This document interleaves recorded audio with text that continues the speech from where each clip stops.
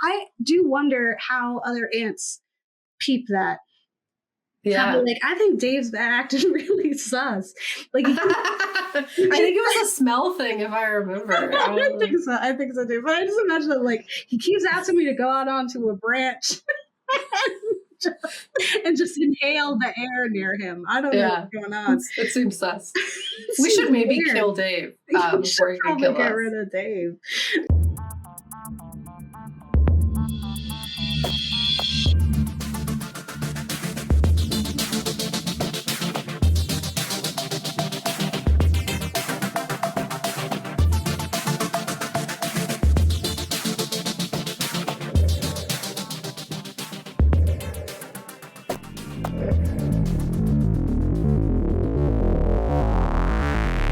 Hi, I'm. Did I do it? You did great. And I'm Kat. and we're the clickers next door. Yeah, I'm immune. Okay. Well, I'm the clicker next door. You're the cure next door. Spoilers. Yeah, but then my dad, that's not my dad, is going to interfere. Your dad, that's all of our daddy. Yes, absolutely.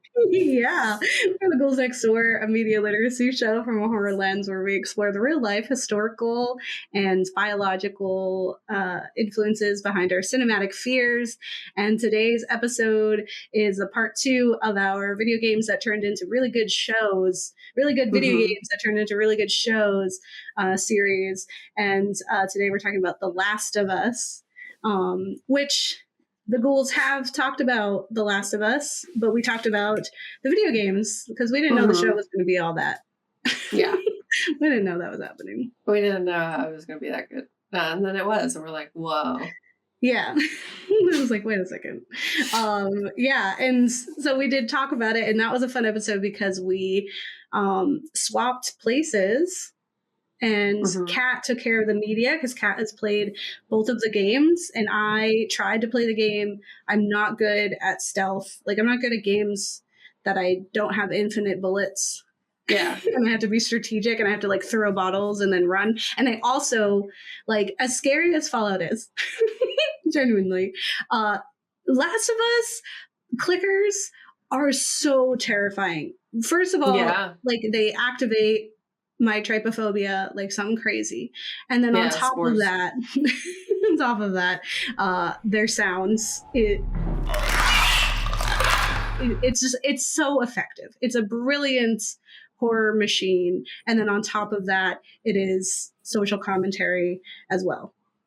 Yeah, it is really impactful in both the storytelling and how scary everything is. Like, even for this episode, I was like, oh, I should replay the game. And then I thought about it, and then I almost downloaded it, and I was like, you know what would be better for myself is if I just watched someone else play it. So that's what I did. Because it is hard. Like, I remember the amount of times that even when we played it together, Gabe, that like we rage quit because we kept dying over and over again because it's a hard game. But it's like a really satisfying game. And I really appreciated what the second one was trying to do. And it was cool that you got to be so many other characters, but it was also like really sad. And you get to see like the ramifications of actions too, and like the effects of other people besides just the ones that you had grown attached to, because that's like the reality of the situation in the end times. Like, everyone's attached to somebody, and if you kill them, they're not going to be like, that's cool.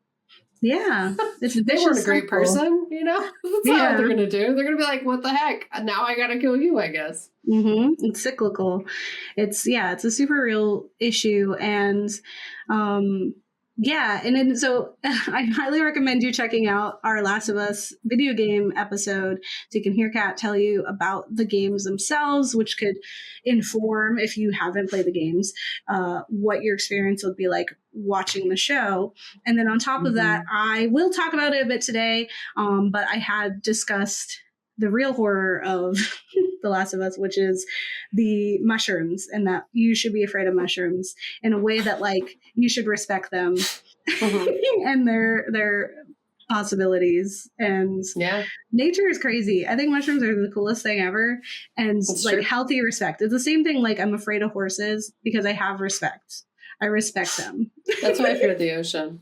I mean, like, yeah, mushrooms are super interesting. They have like a great capacity to expand your mind, then also kill you horribly. It's really like one or the other, or they just taste good. They're a nice snack for your meal. But like I remember watching the documentary about it, and I don't know if it's real or not, but like they were talking about like scientifically that it could be like what evolved humans mentally in order to be like more similar to what we are now, which I thought was pretty cool. Mushrooms are crazy. Yeah. The documentary for the parasites that are referenced in this are super terrifying, and it's just a documentary, it's just real life. I also recommend watching it because you can see my cosplay skills evolve. Yeah, this is some next level Gabe right now. Thank you. Like my essentially I was like more of like a runner in our Last of Us game episode because it was like starting it was starting, and now I'm full on clicker, which I'm very proud of this contraption. We'll see how far and long I can read with it. HBO's gonna hire you. Yeah, come hire me. Let me be a clicker. I tell you, I stand by it that I would love, like it is my dream to not be so much a final girl, but I want to be something like a person who becomes a monster. Yeah. Like I want to be a creature. I'm like, and I'm not cool contortionist person, but I feel like I'm very authentic of a human. And so it would be heartbreaking for viewers for me to become a creature, and it would be very fun for me to be like, oh, look at me, a monster. Yeah, I mean, they're filming season 2, aren't they? So hey, hire me. It's in the cards. Neil, please. Neil, help. Look at me. Look at me, Neil. Excellent. So let's give it a try. If it gets hard to read, I still can't fathom how you're reading. It's pretty good. I tried. But let's jump into it and see how far I get. Excellent. So The Last of Us, which season 1 came out in 2023, is about after a global pandemic destroys civilization, a hardened survivor takes charge of a 14-year-old girl who may be humanity's last hope. It's created by Neil Druckmann, who did the game, and Craig Mazin, who does media like TV. So yeah, he did Chernobyl. Yes, which is like that, very informed on horrific things happening to human bodies and like the collapse of society because of little things that the checks and balances not being in place and controlled properly. So, he's humans will do. Yes. So The Last of Us is a gripping adaptation of the acclaimed video game series developed by Naughty Dog. It is an emotionally charged drama set in a post-apocalyptic world ravaged by a fungal outbreak that masterfully intertwines elements of horror and heartfelt storytelling. It follows the journey of Joel, a hardened survivor, and Ellie, a young girl who may hold the key to humanity's survival. And as they traverse dangerous landscapes and encounter various threats, they form a complex bond that is tested by the harsh realities of their environment and the moral dilemmas that they face. It's very similar to Fallout in that way, like when we're met with apocalyptic media and you're like, look at how hardened the world has made us. That becomes an easy excuse of like, immoral and harmful behavior. And especially when you're stuck in the trauma, like you're never out of it. It's a constant that. So it's always fight or flight. People end up becoming this very base instinct version of themselves, which is an entirely different villain than what you're experiencing with the actual monsters, which is why I think with the show, the emphasis is so much more on the person-to-person relationships in the society, and the monsters are really just background noise, which some people hated and I loved. I was like, that's exactly it, bud. Yeah, I mean, that's what the game is that you're like, wow, ouch, people. And they were way more heavy-handed with that in the second game, which is why I'm actually very interested to see what I think it'll lend well to a show adaptation.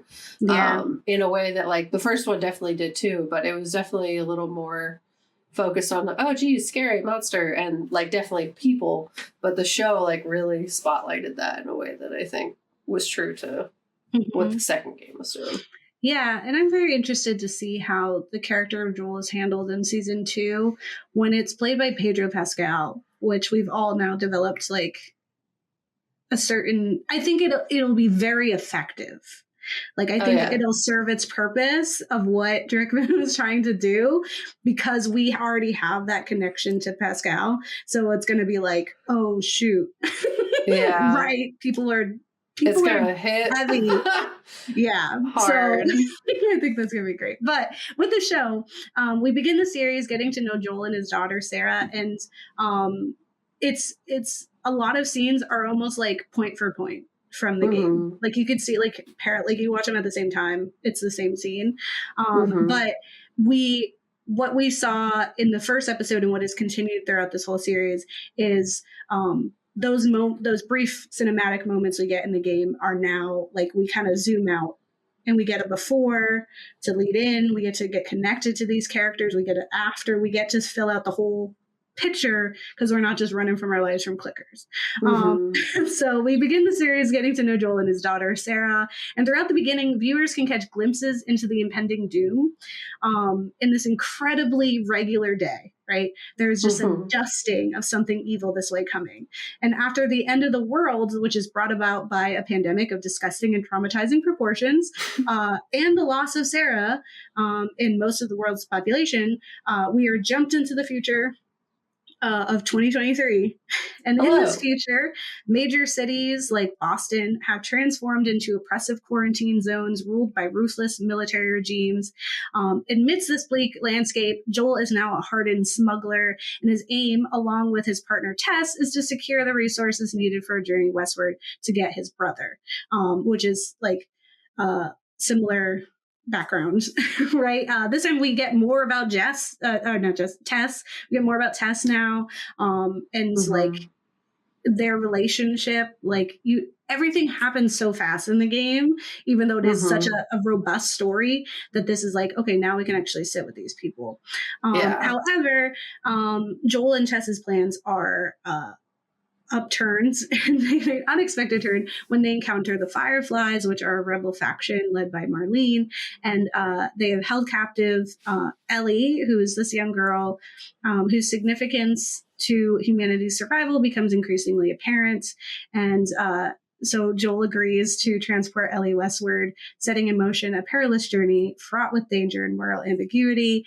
And Ellie definitely mirrors Sarah in a lot of ways, and it is like this relationship and this like Joel kind of finding his original self that he had to kind of pocket away to survive in this wasteland. So in a post-apocalyptic landscape filled with shattered souls struggling to endure, vengeance drives many who are now haunted by past injustices inflicted upon themselves and their loved ones. And amidst this familiar tale of survival in a shattered world, The Last of Us delves deeper, challenging the essence of humanity and the bonds tethering us to societal norms and responsibilities. It presents us a chilling premise that transcends traditional zombie narratives and offers a starkly plausible vision of horror, specifically in this type of apocalypse, because it's not gonna happen, but it could. It could, absolutely. Like, it's unlikely, yes, to happen in our lifetime, but maybe. As we were saying last week or 2 weeks ago, when we were talking about Fallout, like, things happen, like mutations, all kinds of things occur naturally when we're put in, like, when we expedite that process, and we are in a climate crisis. So who knows? And I'll talk about that in my section. Exactly. So who knows what's going to happen? So I want to talk about the Cordyceps nightmares that haunt me, because that, I think, like, I'm going to talk about the show too, and just like the emotional parts of it, because it's so important. But I just want to give you all a reason why you should be afraid of these monsters. So the infection in the show and games mirrors that of a typical zombie outbreak, right? Where we're transforming individuals into this instinct-driven creature that's compelled to propagate the contagion, right? It's just trying to feed and replicate. That's what zombies tried to do, right? They are no longer individuals, and there's so many narratives around that, right? But however, unlike the speculative nature of many fictional infections, this deadly pathogen is grounded in reality. So it's derived from a genuine fungus that we discussed in our video games episode. But in case you missed that, here's why you should respect nature and fear mushrooms. Okay. So the Cordyceps brain infection depicted in the show is directly inspired by the real Cordyceps fungus. So directors Bruce Straley and Neil Druckmann drew their inspiration from a BBC Planet Earth clip, reminiscent of Kat's adamant assertion that any underwater coverage in the series is tantamount to a horror movie. Any Planet Earth clip is actually horror, and so is the specific one. In this clip, it showcases the unsettling infection of an ant by the Cordyceps fungus, right? This is a biological phenomenon that lingers in the memory long after learning about it in school. I remember specifically... You learned about it in school? I did. I remember watching this documentary and learning about it. And if I did, I was asleep, or I don't know. That's crazy. I don't think I learned about it in school. Forever, right? I was like, I don't think I want to get into biology. I don't want to do it. So in this clip, we hear Sir David Attenborough as he explains the progression and horror of this parasitic infection. So first, the infection occurs. These bullet ants are showing some worrying symptoms. Spores from a parasitic fungus called Cordyceps have infiltrated their bodies and their minds. Right. And so in the article, the zombie fungus in The Last of Us is actually real. They say a foraging carpenter ant walks through an area of the tropical rainforest floor infested with microscopic spores dropped by a mature fungus. The spore excretes an enzyme that eats through the ant's exterior shell. Once infected, fungal cells in the ant's head release chemicals that hijack the insect's central nervous system. So it now controls them. And the ant will latch onto a tree stem in what is called a death grip. Like, that's all it's being told to do this, to hold on for dear life. And after 2 days, the ant leaves its tree colony and climbs down to a spot where humidity and temperature are optimal for fungus growth. And the ant crawls onto a stem or the underside of a leaf, bites into the main middle vein so it won't fall, and then it dies. And it's there so it could just go out there, spread this fungus, right? So imagine you're just like sitting there, and then all of a sudden your brain hijacked, and now you're going to stand on a tree and just spread. No. So here you can see the body of the cordyceps fungus growing out of its head, and the clip shows the haunting progression of the fungus stem extruding from the head and growing and reaching out. And this is the fungal growth stage where the fungus eats the ant's internal organs, using its shell as a protective casing while it has its little lunch. And then the fungus's main stem, which is called the stroma, little technical term for you, erupts from the back of the ant's head and grows. And at the peak of the infection, about 40 to 50% of the ant's body is made up of fungus on the inside. So you talk about being a zombie. This is what's happening to the people in this video game and show. So after about 3 weeks, it will begin releasing spores from the tip that seek to infect other ants and turn them into fungus heads. And the mature fungus releases spores from its stroma, and the spores fall to the ground, creating a 10 square feet killing zone, which will attack new ants. And Sir Attenborough lets us know that the infection is strong and can wipe out entire colonies of ants. This is why if an ant is discovered with the infection, they will be cast out. Even more excitingly, there are thousands of different types of cordyceps fungi, and each focus on one species. So they're like specifically crafted to hijack the brain of a specific creature and then eat all its organs and then try to get it. I do wonder how other ants peep that. Yeah. Like, I think Dave's acting really sus. Like, I think it was a smell thing, if I remember. I think so too. But I just imagine that, like, he keeps asking me to go out onto a branch, and just inhale the air near him. I don't know what's going on. It seems sus. We should maybe kill Dave before he can kill get us. rid of Dave. Yeah, I do think it's a sin thing. And ants are pretty smart and strong and cool. I'm glad they're trying. That's why I don't like to kill them. I feel very sad. So at our old house, we had a symbiotic relationship with the ants. Oh. Yeah. In an interview with Gabe Informer, the inspirations for The Last of Us, creators Straley and Druckmann were inspired not by the gruesome video, but rather by Sir David Attenborough explaining that the more numerous the species, the more likely it was to become infected. So, like, this in Parasite is like, there's a lot of those things. So the likelihood of us spreading is greater. So let's go there. So then this duo asked themselves, what if this thing jumped to humans? Yeah, what if? Now we have this horrifying show. So the terrifying thing about the cordyceps fungi is how it evolves to best suit each of its specific intended targets, right? So the different types and the results of the infection can be oddly beautiful. Like, I'll try to find some pictures, but definitely look them up. Like, there's the ones with like spiders, the ones with the ants. Like, it does, like, it's art. It is art.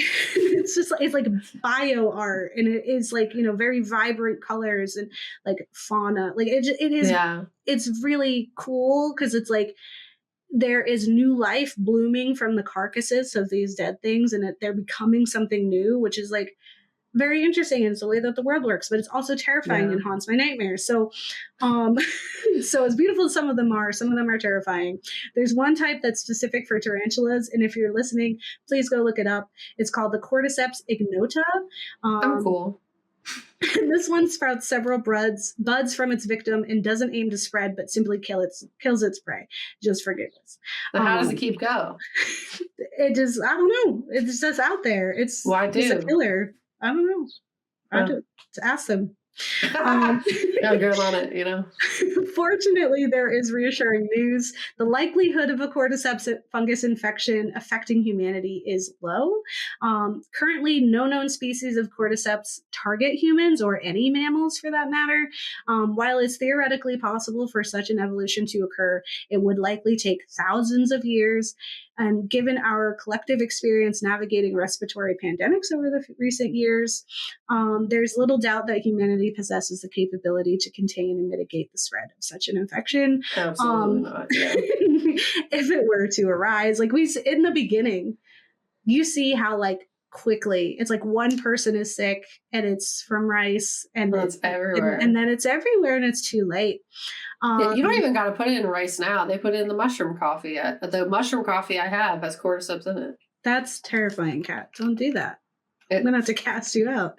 No, I mean, it's not. I don't think it's live. I imagine, but it is in there, and I remember reading it. And it's in your body. You're welcome. I don't like that, but yeah, I still drink it. It gives me energy. It has lion's mane in there. You know, mushrooms can be good.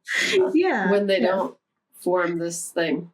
It's just like so the way that ants are like, something's wrong with Dave, right? Something's wrong with Aunt Diane. They cast them out. People aren't like that. Like, we just saw that happen. People were like, well, some people will die, but we're just going to keep on trucking.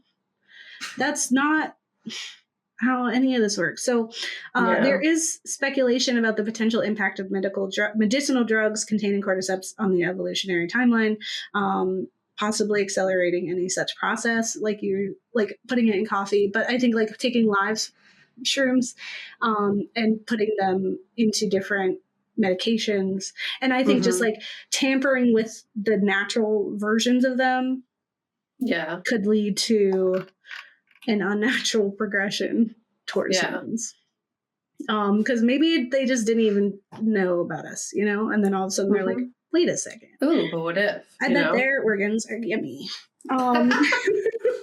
You know, I bet they do say that. I'd like to think that human organs are just as tasty as an ant's organ. To a cordyceps fungus specifically. I don't eat any organs. Sure, I mean, I mean, you are cosplaying as That's true. fungus, so As something that would that was very on in character for you to say. Thank you. Look at me. I'm a character actor. Hire me. So let's talk about her heartbreaking narratives at the end of the world. So the show adaptation, though brilliantly featuring the horrors of the cordyceps-infested hellscape of our potential future, it focuses on the complexities of the human condition, right? There is a thread of perseverance and community in each episode, and we see it in the slow development of Joel and Ellie's relationship as well. Both of these people who've known so much harm and hurt intimately are still hardwired to give and receive care. Right? And the show is a mix of the overarching narrative, watching Joel and Ellie's relationship build as they confront the gritty, unkind world while trying to maintain a semblance of hope. And sprinkled throughout, we're offered more in-depth looks into relationship stories and characters that could easily stand alone. Like they almost feel like short stories in between the main story, right? So these stories expand upon the world Druckmann weave together already, fleshing out the depth of the dark future. And these stories are found in the games, offered through subtle details, right? Like a found body, a left note, a broken piece of dialogue.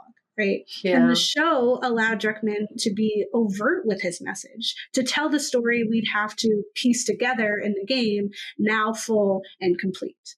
The reception to the third episode of the show has been polarizing, right? This is one of the biggest examples of taking something that we could have experienced in the game if you're paying attention and expanding upon it, but people don't always pay attention. So they're like, where's the scary monsters? And I was like, society is scary, buddy. Yeah. Read a book. So it was polarizing because some gamers accuse the creators of pushing an agenda or fabricating storylines. However, many viewers appreciated the depth and emotional resonance of this episode because it offered a poignant exploration of Bill and Frank's backstory, shedding light on their characters in a way that resonated with these audiences. Moreover, it provided a refreshing departure from the often bleak and nihilistic endings typical of apocalyptic media, offering a truly beautiful alternative conclusion that left a lasting impact. It also is like, it's not the bury your gaze trope because they won the apocalypse. Yeah. They lived a full, beautiful life full of love and hardship, but so far removed from the real horrors that everyone else was like being stripped of their humanity. They held on to each other and they got to go out on their own fucking terms. They won. Yeah. And it was like, it was in the game. Like, it was a slightly different. It was a more depressing version, but it was still in the game. They weren't like, let's just make that guy gay now. Like, no, that was already what happened in the game. You just have to find the journal in the room. And, like, if you didn't do that, you wouldn't have known it was in there. Yeah. And it was also just, like, as you said, like, they made it a little disaster utopia, you know, instead of it just being, like, another thing that hurts so viscerally. And like every time I watch it, I cry. It's a great one. Yeah. And it's honestly a gift. And exactly like you were saying, like there are these subtle things. There's like, there's dialogue. There's like just intuiting the relationship of these men, but it's like you get a glimpse of them and then you have to keep going. And I think that's something to be appreciated in the shows, that we get to spend more time with these people and he gets to tell these stories that he was trying to put in there in the first place. So there's no like he's not driving an agenda. He's just telling a story that's pretty real. The story is canon, you know, it's not. It's canon. Yes. In a later episode, we are introduced to Kathleen, who emerges as a formidable leader within the resistance, and her demeanor hardened by the relentless trials of a fractured America. It's wonderfully performed as well. So Kathleen, shaped by profound pain and repeated betrayals, she adopts a ruthless approach to survival, navigating the harsh realities of this dystopian world with fierce determination. She is a very strong leader, but she doesn't look like what we usually say strong leaders are supposed to look like. So played by Melanie Linsky, Kathleen gives her this calm, soft approach to a vicious leader, effectively displaying the ways that trauma and oppression can warp a well-intentioned, kind human into a machine for perceived justice. Like, she thinks she's doing the right thing, and she thinks this is the only way to do it. And it is, again, that cyclical nature. And I remember Melanie Linsky getting a lot of hate because people were like, she's not scary. She just looks like a mom, like, or she just looks like a regular woman. Definitely scary. She was terrifying, right? Yeah. And the reason is, it's like, she's a person. Like, and we've said this a number of times, right? Like, the villains and the monsters and the people who do harm aren't gonna look like obvious monsters, right? Yeah. Like, they don't become gruesome and obvious. Like, that defeats the purpose of, like, the extent of their harm, right? Like, they have to go undercover, right? They're going to look like regular people. And when we discredit regular people's harm by saying they don't look like a monster, then it really, like, it impedes our ability to know and identify real monsters. Yeah. Because they're going to look like Melanie Linsky. She's also, love everything she said. Can't get enough of her. Maybe one day we'll do Yellow Jackets. Oh, true. So, and that would be fun because, so Melanie Linsky is in this, and then in Fallout, blanking on her name, but she's in Yellow Jackets. So that'd be fun. Anyway, I think Kathleen is terrifying, and she's even more terrifying because she's so regular, and it just feels more believable. Like, I got it. I understood why she was the way she was. Oh, absolutely. Because it's like, it's direct action gets the goods, but you take it a little too far. You know? Yeah. Like, she was a revolutionary. She freed that town of the oppressive forces, but then because of the death of her brother, became an oppressive force, like, and did the vengeance route. And that's like, it's very Naruto pain art, where you get why, and you're like, oh, but did you have to destroy the city? Yeah. You know? And it's also like, I mean, that happens often when you have like an oppressive regime, and then the people have a revolution and, you know, usurp that leader, that there becomes this vacuum, and it's very easy that they get preyed upon by someone who then becomes the new oppressive regime.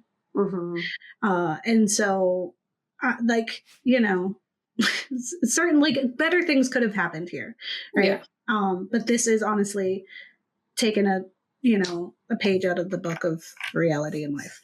So excellent. In this episode, we're also introduced to Henry and Sam, who are a pair of brothers trying to survive being hunted by Kathleen and her troops. And the episode ends in one of the many emotional, heartbreaking moments of the series that will haunt you far longer than any clicker ever could. It also features a deaf actor who is using real sign language. And he's an amazing actor. And I'm really glad that, like, you know, he's getting his flowers. And it's these moments that highlight the complex new world that, now devoid of our creature comforts and societal protections, leaves us alone and in constant fight or flight, right? And the show is a love letter to the games, right? Featuring visuals from the game, and even the score is produced by the same person. The show embodied the essence of the games, the themes and intention, and not getting caught up in the necessary violence, tension, and monsters needed for an effective game. Right? In fact, we don't see much of the game's titular villains, the clickers or bloaters or the other infected, right? Were only revealing themselves in key moments that intentionally drive the narrative forward. In a game, like, you need there to be monsters, so you're running around and you're shooting them and you're hiding from them. In the show, they would be silly to have them all the time. Also, I'm sure they took so many hours to put somebody in a thing. I don't mind. I can sit. I'm very patient. You can put me in the hospital. But I'm sure it took a very long time, and then they got to do their little glitchy thing. And when they were there, because it was like not constant, like, you still had those jump scare moments. You still had that, like, fear, that, like, impending doom when you could sense that they were nearby, or like, this is a scenario where we're going to encounter them. And when they were there and it's just like one of them, like, that is so, like, the fact that people are terrified of just one of these creatures is so much scarier as like an empathetic human than if it was a bunch of zombies running up a wall, World War Z style. Yeah, right? World Like, War that's Z I silly. didn't like because of that, because it was silly. It like wasn't scary. I was like, what are you doing? But that's that's an unintentional dig at World War Z. But it's not a great adaptation. I mean, the book was a lot cooler because it was more sciencey, and I thought that was fun. And I don't even like science. So that says a lot. So I think it was such a great idea that they presented themselves in key narrative moments when they were, infecting specific characters and very intimate. I'm sure there's a lot of that was a choice. That was a choice. It is what it is. Coming out of that one, or just traumatizing moments, right? But the fact that there's just few and far between, I think, is super effective, because at the end of the world, in whatever apocalypse that finds us, which there are so many options, it is not the monsters that will haunt us, but ourselves. The people we will need to build onto ourselves like a plate of armor, right? Yeah. Our savior won't be a monster slayer, but the perseverance of care and community, of disaster utopias, and a resilience anchored by our human need to love and be loved, which is what we get in the relationship of Joel and Ellie, and why it's such an effective story in both game form and show form. Yeah. And what was really great about the show is that it did have such a good story, and that was already in the game, but like, because the game is so scary, it's inaccessible to a lot of people. And it's a hard game. Like, it's not simple gameplay. Like, even on easy mode, the amount of times that, and I might get comments on that, like, you can't game or whatever, but like, it's a hard game. It's a hard game, especially if you're a chicken. And like, it is terrifying, and the mechanics are kind of difficult. So like, it's not necessarily accessible to as wide an audience as it deserves to be, because of that. So the show kind of makes it more accessible to like people who can really appreciate it, who maybe wouldn't have wanted to take the time to scare the crap out of themselves playing the game. And because like the volume of the monsters is great. Like, every path that you go down, there's at least like 5 things you gotta fight through to get to the next part. And it can become really draining if you just want the story, so this is what you get, is if you just want the story, this is the story, and it's really powerful. So yeah. And you know what, if anyone's going to hate on you for not playing the game, or for acknowledging the difficulty of the game, like, they're going to hate on you no matter what. And they're already hating the show. Like, it's not like, people need to understand that gaming is an experience for everyone. And there's a lot of complex things that go into it. Even just like, outside of the accessibility of like whether or not it's easy or not, there's also the accessibility options of just like, can people who are differently able to play. Yeah. And I will say, this game won awards. They won awards for being different abled accessible. So I was gonna say that. It's like, sorry. Awards. Yeah, no. But that's just like something to be said, right? Is like, there's so many levels to games that people aren't always taking into consideration because we live in our own little bubbles. No, it's super real. And like, the show, makes it available to more people so that the great story can be told. And it's like relatable, because humans, the path to hell is paved in good intentions. Like, you will do whatever you will do for your people you love and the people you care about. And sometimes that's hurting people. In this specific scenario. And like, whether that's overt violence or passive violence of like just being like, oh, I don't care if we're cool, they'll go get them, because then like I'm safe for a little bit longer. Humans do that very often. It's probably like one of our biggest flaws as humans, not the love, but like the way we weaponize it. Them. Yeah So hierarchical. Yeah. And I'll talk about it a all of it. So essentially the title of the first part of my section is, do we need a viral apocalypse to change society, or can we do that before it's too late? So one piece of The Last of Us that is really fascinating is the climate disasters that facilitate the rise of the cordyceps fungus. As I said, I drink cordyceps in my matcha because it's in there. And then I was like, I guess that experts are telling me it's cool. So I guess. I haven't turned into a monster yet. But as Gabe unpacked the unlikeliness of a cordyceps-based apocalypse, there is something to nature reclaiming the societies that we have built and shoving us into a more isolated and primitive shell of what we once were. In its purest form, the show and game act as a warning, both to what humans are capable under all-encompassing threats of death, as well as what nature is capable of to protect itself from our impacts. We know that nature and other living things are just that, alive.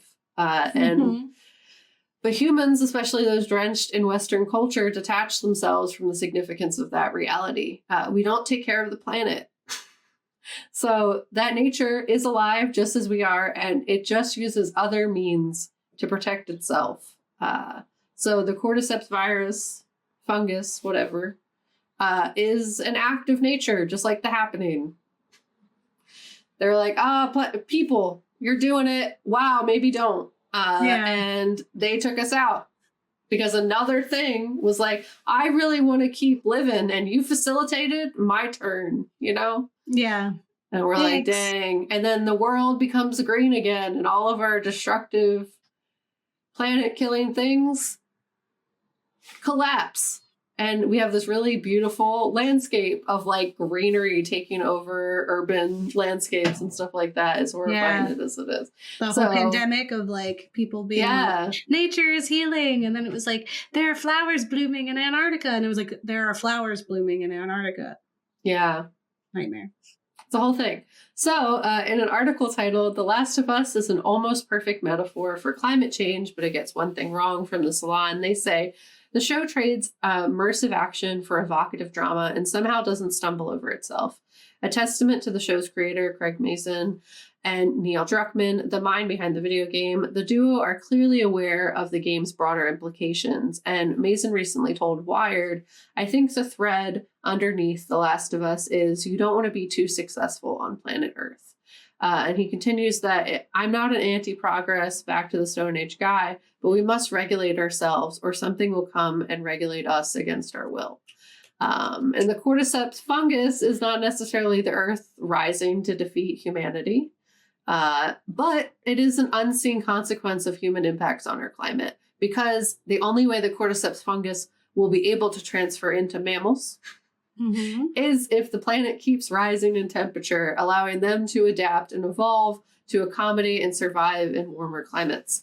So that in raising the temperature of our planet, we are facilitating this evolution so they can go into mammals. And unlike the show, however, we are likely to see a much slower impact of climate change damage. It's something that like has ripple effects. It's not something that's going to make headlines until honestly it's largely too late. Yeah, it's already too late. Until it's impossible to ignore. So the biggest danger of the climate crisis is because we're facing ripple effects right now, but the real damage won't be seen until future generations as the planet continues to seek ways to cleanse itself of its human parasite. Because aren't we just cordyceps ourselves, Yeah. Doing what we need to do to survive. Yeah, eating the organs of the earth. Yep. And it's like, who's rooting for the cordyceps? It's whatever. The institutions that hold the power in our... Yeah, I mean, honestly. And the institutions that hold the power in our societies are not accounting for what the future of society will become. They are largely detached from the true impacts of climate change, or simply just don't care about what will happen to the younger generations and humanity as a whole when they leave this earth, because they're all dinosaurs. Fossil fuels, unrenewable resources, and overconsumption are literally killing our planet, heating it and transforming what life will be like in the future, literally making the planet hospitable for this unlikely possibility of a future, but it's facilitating that being a possibility. It can be really overwhelming when looking at the climate crisis, not because like as an individual, there's no one thing that anyone can do and be like, I did it. I solved climate change. And it's not so much like an individual person issue. Like people can make you feel guilty about not recycling all they want. But like if the companies aren't going to actually recycle the stuff because it's not profitable, the issue is not the individual person. It is the corporations and companies that are like doing harm at mass scale. Yeah. And Taylor Swift. Yes, with her like her jets. Trips. Yep.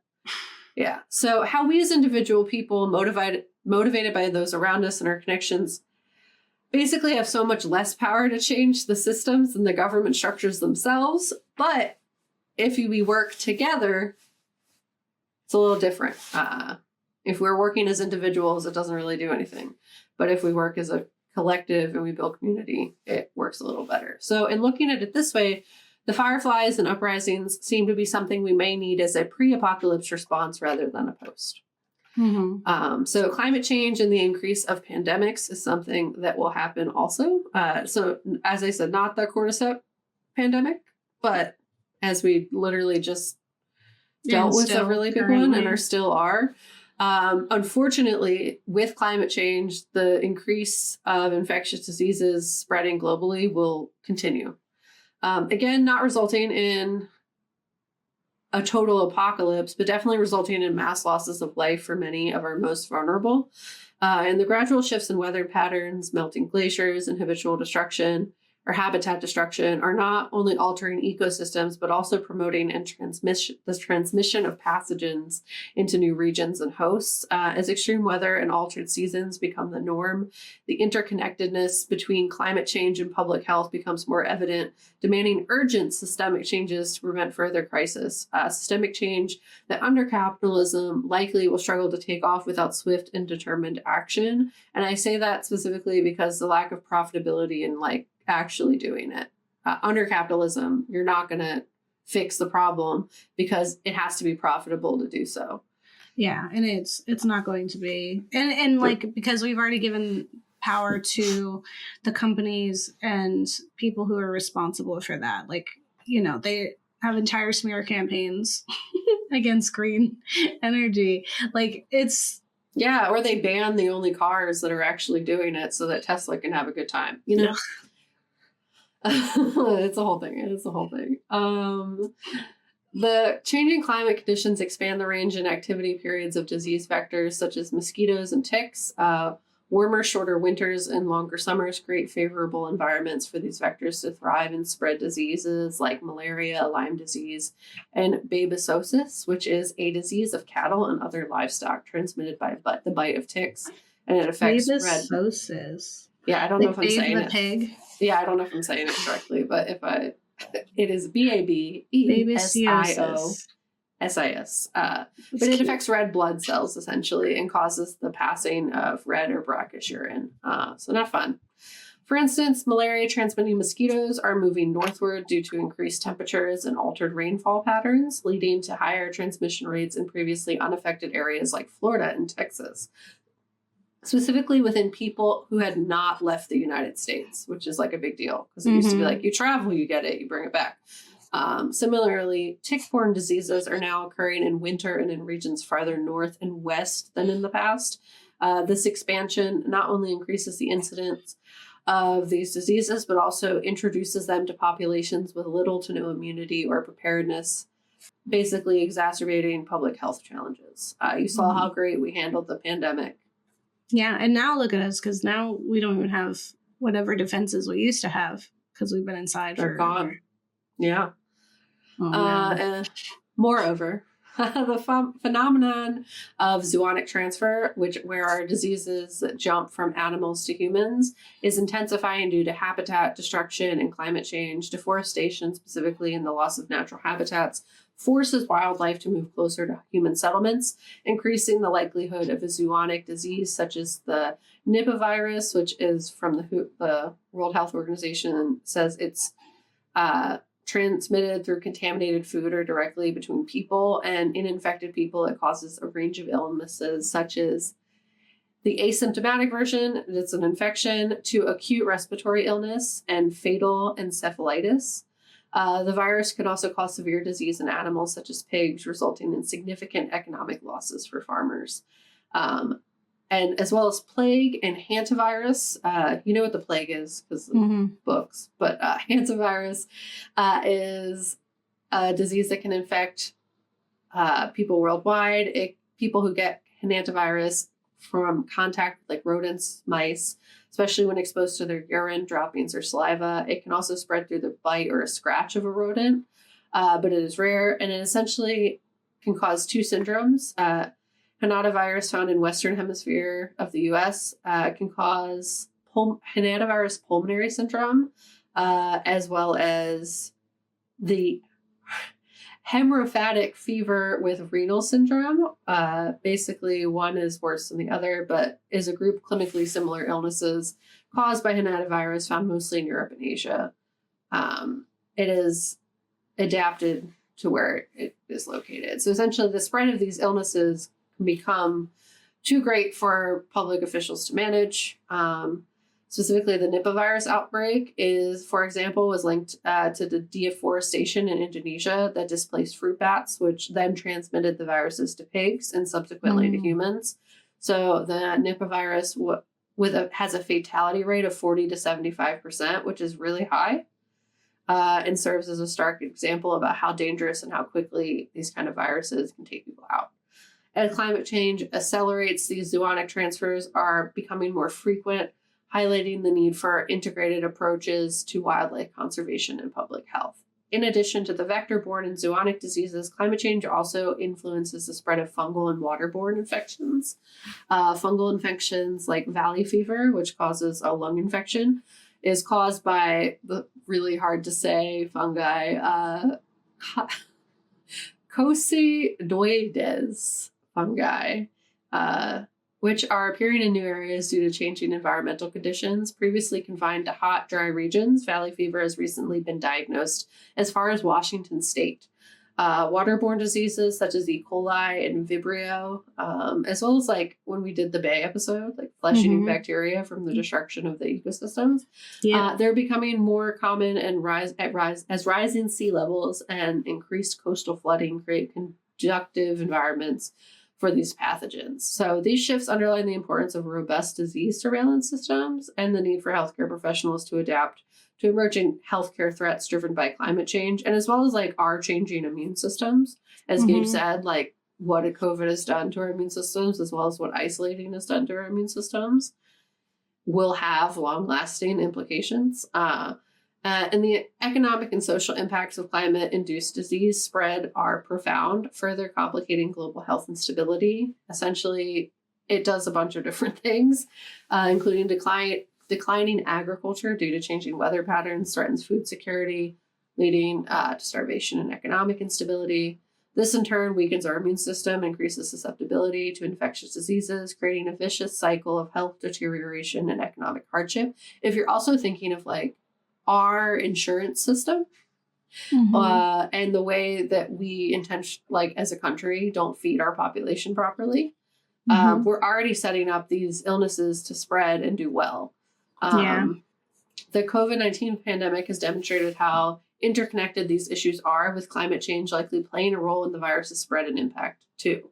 The financial motivations under capitalism often deprioritize public health measures, and climate action exacerbating these crises. So essentially, like Biden's "let's go back to work" thing. Yeah, 5 days. Go back to work. I think it's like even less now. What? I think it's like you can have COVID and you still have to go to work in certain places. Oh yeah. It's but now I'm saying people have to go into work in the office 5 days a week. Oh yes, sorry. Says our mayor. Yeah, but also thinking like of like food deserts and like food inequality. Like if like in the instance of The Last of Us, with the fact that it was grain, it was rice that spread so quickly. It's like, what other options do people have? Like often is like, you're going to get these, like, we're sharing the same food because it's quick and cheap. kind of thing. And we're not as equipped to provide for ourselves. Yeah, no, it's a whole thing. Like, it's, as I said, like, it's not just one thing. It's not just one person. There's so many factors that all stack. And that's why it's, I guess, so hard for people to like understand and like recognize the level of threat taking place. Is because it's not just like, oh yeah, we do this one thing and it's fixed, or it's not just this one thing that's wrong. It's like there's so many interconnected things that are wrong. It's a like poisonous mycelium network instead of like a good one that we're trying to create. That's like doing all this shady behind the scenes stuff that's going to like destroy us long term if we don't address it. So in conclusion, for that part of this section, the connection between climate change and the spread of infectious diseases is clear and alarming. The expansion of disease vectors, increased zoonotic transfers, and the spread of fungal and waterborne pathogens are all exacerbated by the changing environmental conditions. And addressing this issue requires comprehensive strategies, it can't just be one thing, that include stronger disease surveillance, better training for healthcare professionals, and robust public policies aimed at mitigating climate change and protecting public health.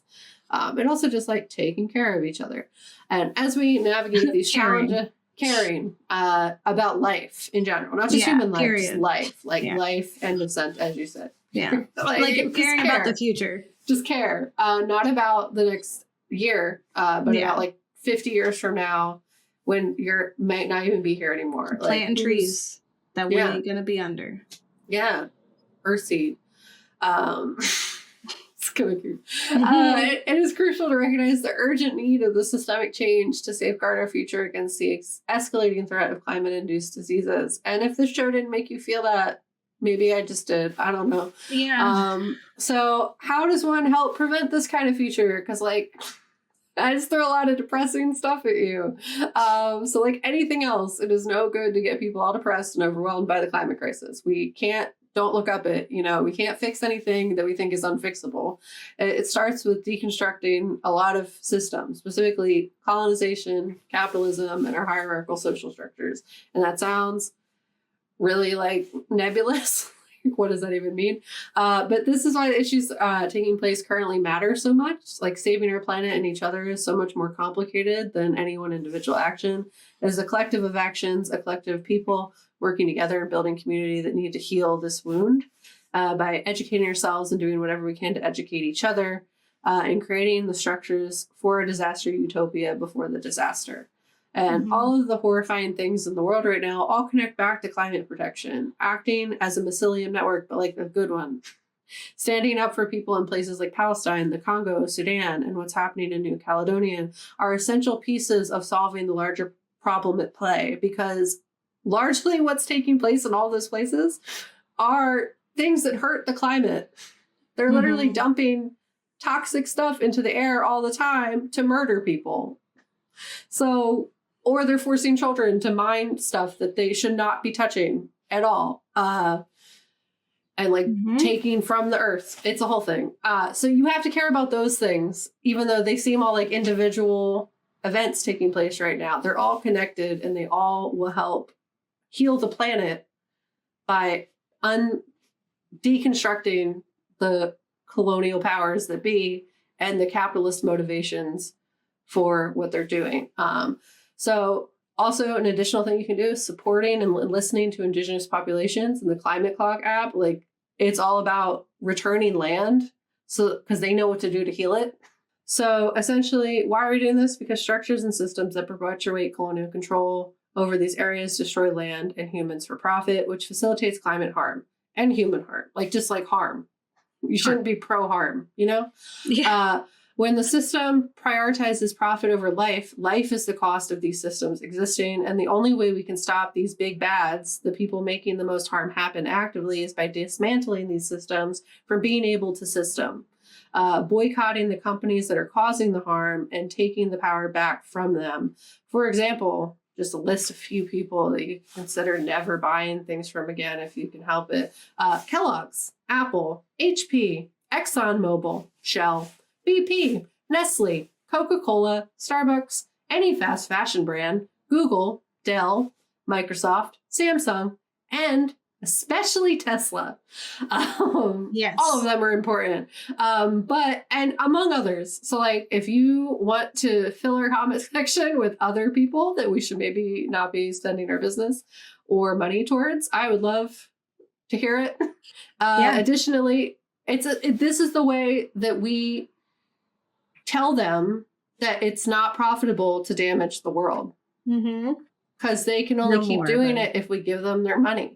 If that's the language that they speak, if they only speak the language of money, you have to tell them, then dang, it's not profitable to hurt people anymore. That's crazy. Dang. Maybe you only get people's money if you aren't a supervillain or a dragon, you know? And what's a big important part of that is that the boycotts are working. Like Starbucks is flipping out, floundering, panicking. Like literally, like they had like their investor like cuss them out on live TV. Because like, why didn't you tell us? It's like, maybe if you were like paying attention to like what's happening on TikTok instead of banning it, then you would know. So essentially, by continuing to divest from them, we are forcing their hand. We're making the harm not profitable anymore, and that might be what we have to do before we dismantle these systems. So they're scrambling. Showing companies that we will not stand for them perpetuating harm is a big piece of destroying their power.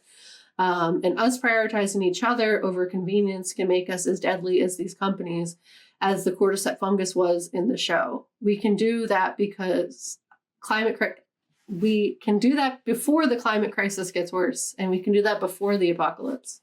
Instead of just like waiting for the apocalypse to care about each other. Let's care about each other now. And I mean, there's also lots of people already doing that. There's lots of people who are fighting and standing up for things right now, both actively and passively. But the moral of the story is we don't need an apocalypse, or rather we shouldn't, in order to care for each other. And last thing I'll say is, so when looking at media like this, when seeing how people respond to it, oftentimes people side, like very obviously, like you watch The Last of Us and you're like, Fedra's cool. I want to be in Fedra, you know, or like, you know what I mean? Like, it's so easy to side with the underdog when watching media that is like these dystopian futures. Like no one's like, oh, maybe I would want to be a part of the Capitol in the Hunger Games because I would love to be the one doing that. Like, I'm sure there's somebody, but like the most of the population isn't going to be the one being like, oh, they're great. Like, I think what they're doing, just top tier.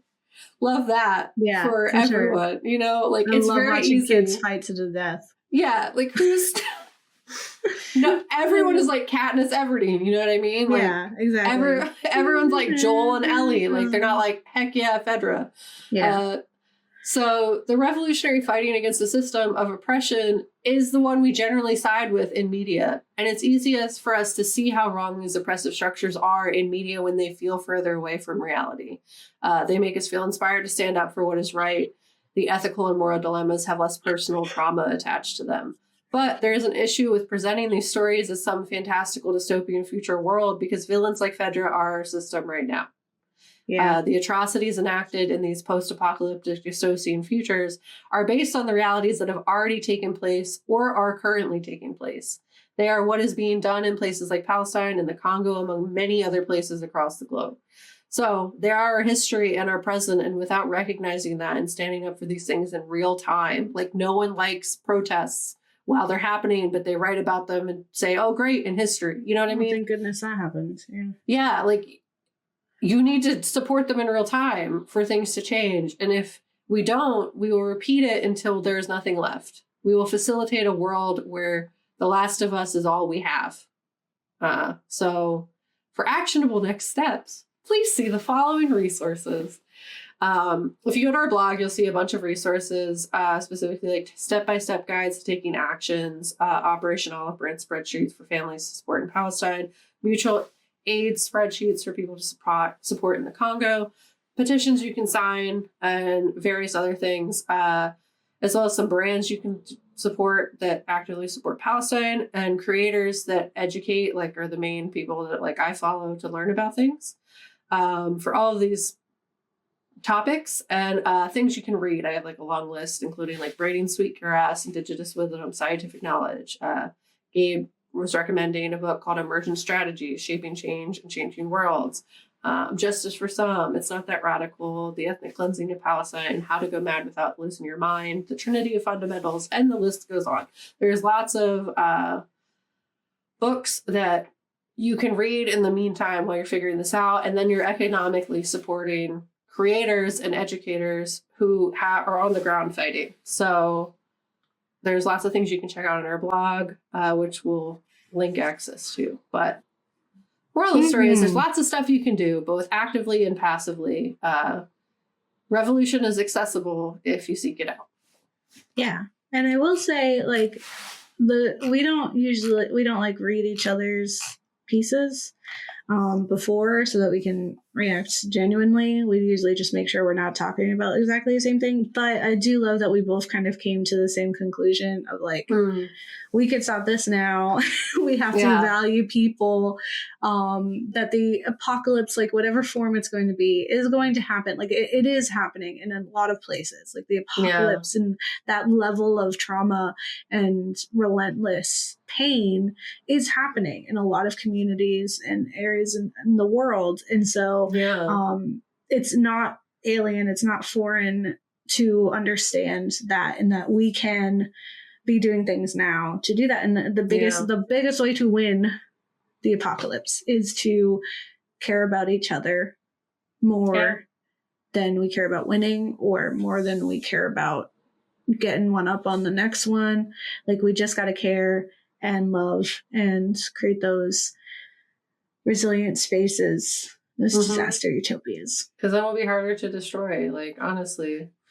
And it's a whole thing. Like, the dystopian thing you're reading about or learning about is someone's literal reality. So we have to care about each other more.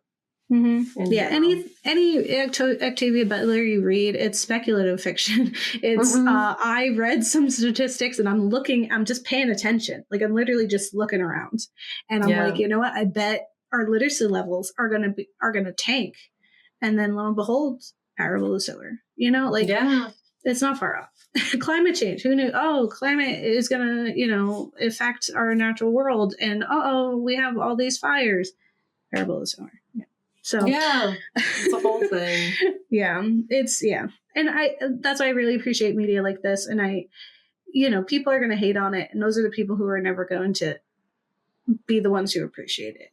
And I think those of us who do appreciate it can see for what it really is, and that it is like this ballad. It's this testimony to the humans and the very complex ways that we exist in the world and within each other.